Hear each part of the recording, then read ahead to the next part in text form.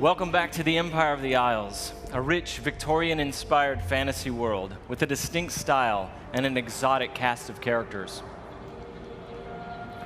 For Dishonored 2, we wanted to explore a new location, Karnaca, the Jewel of the South. Our approach to world creation is very layered. Our art and design teams work together to create a strong sense of place with a well-realized culture. It's based on the people living there, the work they do, the architecture, economy, the climate, even the food and songs.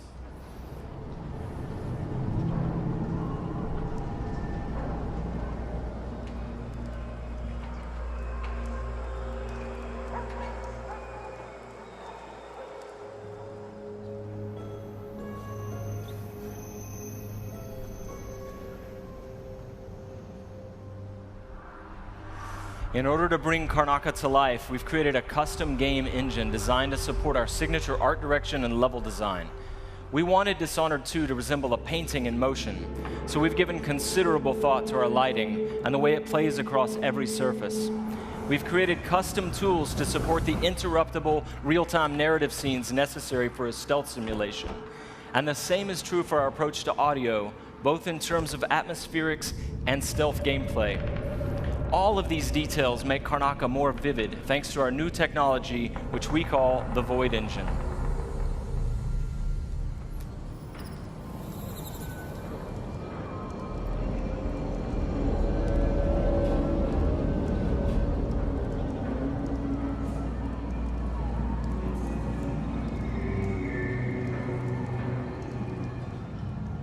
In crafting spaces for you to explore, we've got several creative goals. We want the environment to feel coherent and complete, plausible. Where do these characters live and how do they get to work? Is there a viable pathway that makes sense? Where do they take their breaks or stop for lunch? But it goes further than that. For Dishonored 2, we felt compelled to ask ourselves about the history of a given street or shop. What was there a decade before the player arrives in Karnaca? Often you can see the layers of history, watermarks on the wall from past floods, peeling posters and advertisements from years ago. We want every market, every alley to tell a story and to offer you the chance to see something novel or intriguing.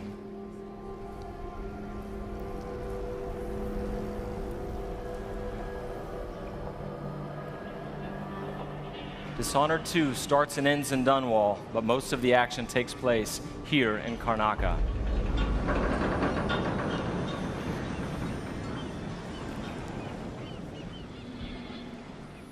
All right, there you go, your first look at Dishonored 2. Thank you.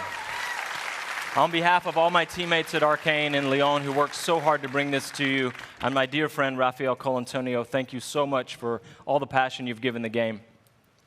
In the first Dishonored game, you played Corvo Attano, falsely accused of killing the Empress, the woman he loved and was sworn to protect, and you were blamed for the abduction of their daughter, Emily Caldwin. After escaping on the night of his execution, Corvo is gifted with supernatural powers and dedicates himself to avenging the death of the Empress and restoring young Emily to the throne. As we began to work on Dishonored 2, a single question haunted us. What became of Emily Caldwin? How would her experiences affect her, and what kind of ruler would she become? We envisioned Emily grown up, 25 years of age, and then we began to imagine what she'd be like as a heroic figure, as someone fighting for her life against the forces of deceit. We developed a vision for Emily Caldwin that excited us, and at E3 last year, we shared that vision with the world. Dishonored 2 is set 15 years after the first game. Emily Caldwin rules the Empire, watched over by her father, Corvo Attano.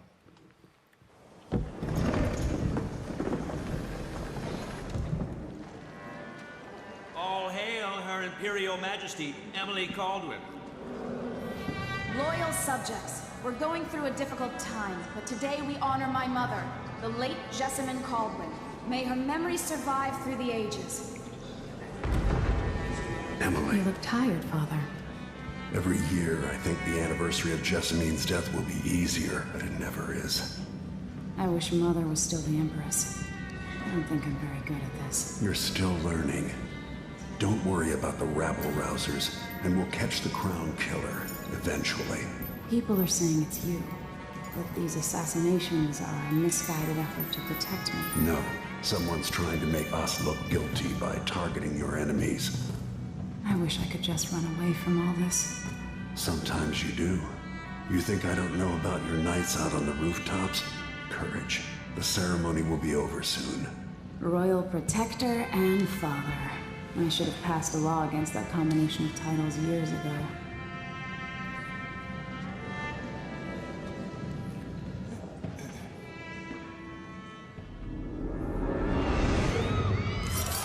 When an otherworldly usurper seizes the throne, the fate of the Empire is left hanging in the balance. Dishonored 2 offers you the choice of playing as Empress Emily Kaldwin or the Royal Protector, Corvo Attano. Emily and Corvo are both fully voiced this time, with their own perspectives and emotional responses to the events transpiring around them. Whoever you choose to play, you've got to flee Dunwall, your home, and travel to Karnaca in order to unravel the threads of a conspiracy and take back what's yours. I've gotta get away. I should talk to the captain of that ship.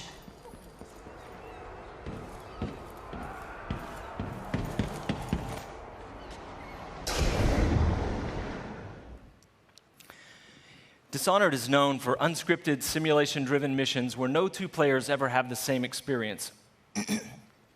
There are many pathways to explore as you penetrate well-defended locations, numerous ways to find and eliminate nefarious targets. In crafting the missions for Dishonored 2, we've put a much greater emphasis on big, interesting themes, either from a gameplay or fictional standpoint, making each mission a wildly unique place to explore. I'll explain a little bit more about that. Today we're going to show you the Dust District, an industrial ruin ravaged by terrible storms that hit at random intervals. In the Dust District, a militant religious faction called the Overseers is at war with the Howler Gang. The leaders of both factions are trying to take each other down. You can side with the Overseers or the Howlers or neither. There are many ways to complete the mission. She'll tell you more. I'll wait here in the skiff and take you back to the dreadful whale after you finish.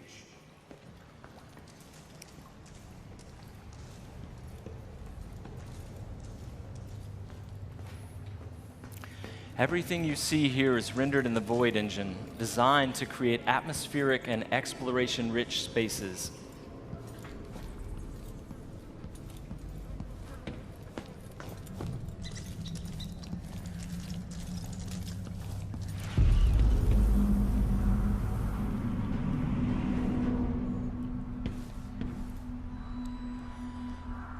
To reach our target, Vice Overseer Byrne, we've got to get past a Grand Guard checkpoint sealed off by a wall of light, a cruel security device reinstated by the Duke of Serkonos. Orders from the Duke. We're losing too many people.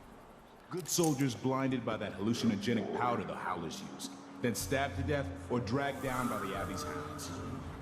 One young lieutenant got hit by an Overseer grenade, and that was it. It was one of the Duke's distant cousins or something.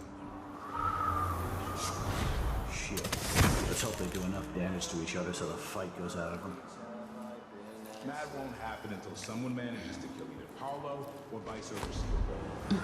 We've made much greater use of vertical space for Dishonored 2, encouraging players to explore the rooftops above the streets. Dust out of my ears.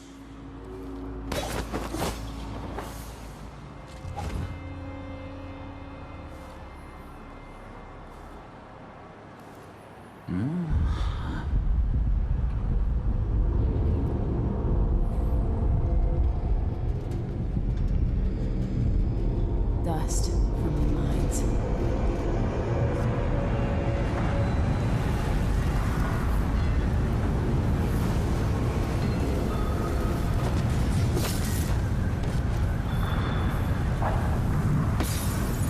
The storm alters visibility for the AI and for the player. A random storm hits and Emily comments on it. Many of the security devices in Dishonored 2 are powered by wind, a unique feature of Karnaca, so here we're switching off the windmill to get through the wall of light. There'll be a lot going on in this next fight. Drop attack, guards climbing and vaulting, combat choke, and Emily using far reach to pull an explosive whale oil tank toward her from a distance.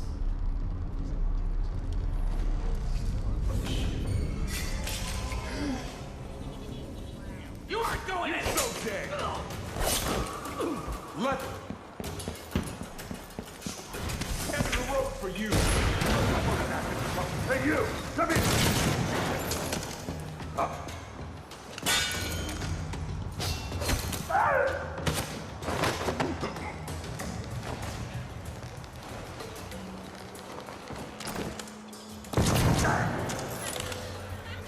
All right, let's jump forward closer to our target, Vice Overseer Byrne. The Overseers are fighting the Howler Gang for the hearts and minds of the people of Karnaca. What happens here will influence Karnaca's future and the endgames. The Vice Overseer hasn't shared his plans with me. He's upstairs now, so I assume we'll learn something before long. Here we're going to use Emily's Mesmerize power to lull a group of Overseers into a stupor, evading combat altogether. Mesmerized, they won't notice Emily or even remember that she was here. There you are. I feel so empty right now.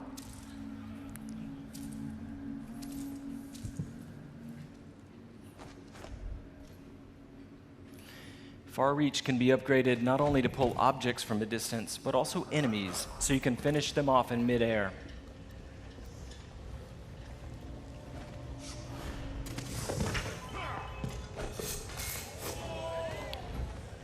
This time, all of Emily's powers, which are new, and all of Corvo's can be fully upgraded using entirely new skill trees, giving you the ability to customize more deeply. If you're new to the Dishonored series, it's all about options and exploration, playing at your own pace. The game has many different pathways through each mission, and also different approaches, stealth or combat, lethal or non-lethal, and a wide array of supernatural powers that will dramatically change the experience as you play. We're very close to Vice Overseer Byrne's office now.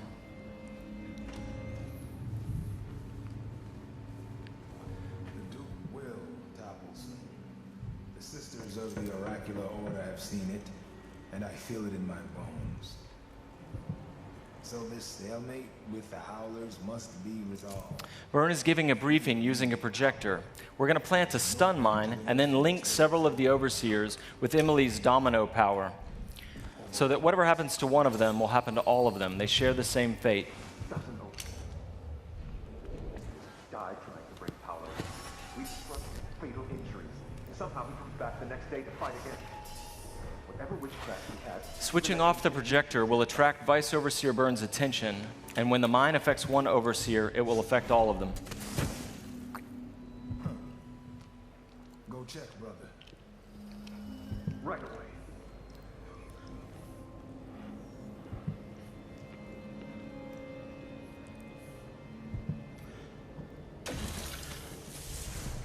There are many creative ways to use Domino. Now we're going to show you Shadow Walk, another key power for Emily.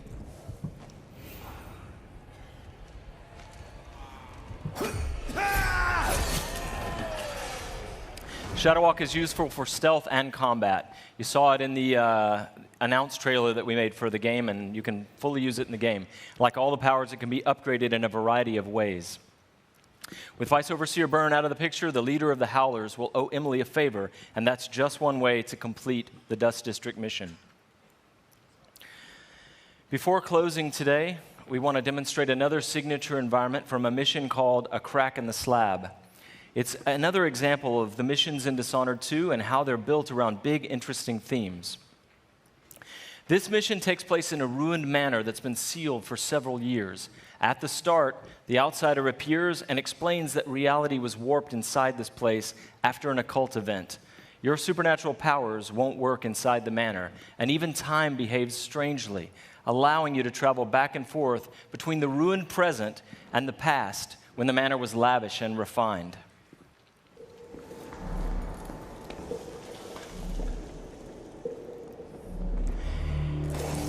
Here we're in the present, when the manor is in ruins.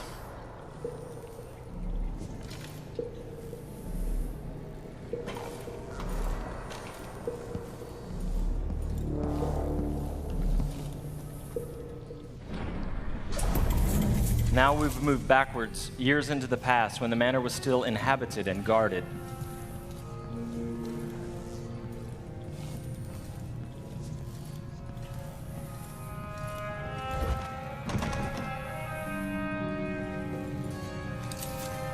Looking through the lenses of the Outsider's timepiece, you can see the alternate timeline. This is useful for solving puzzles, as you've seen, but it can also be used to avoid or take down enemies. You can watch enemies in the alternate timeline and then step through to execute your plans.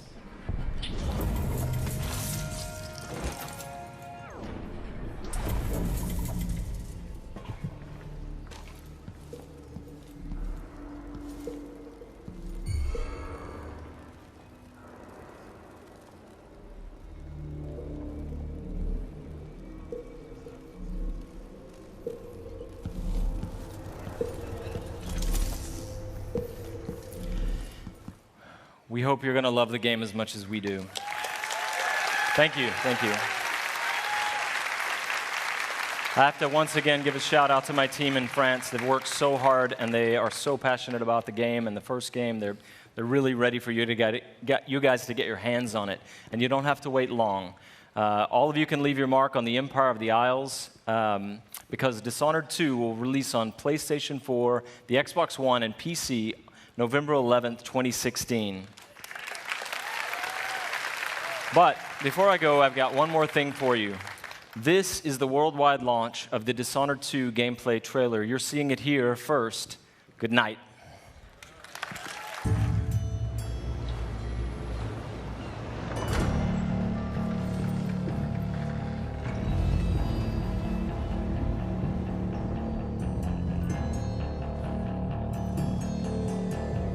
Walk on, gold dust woman.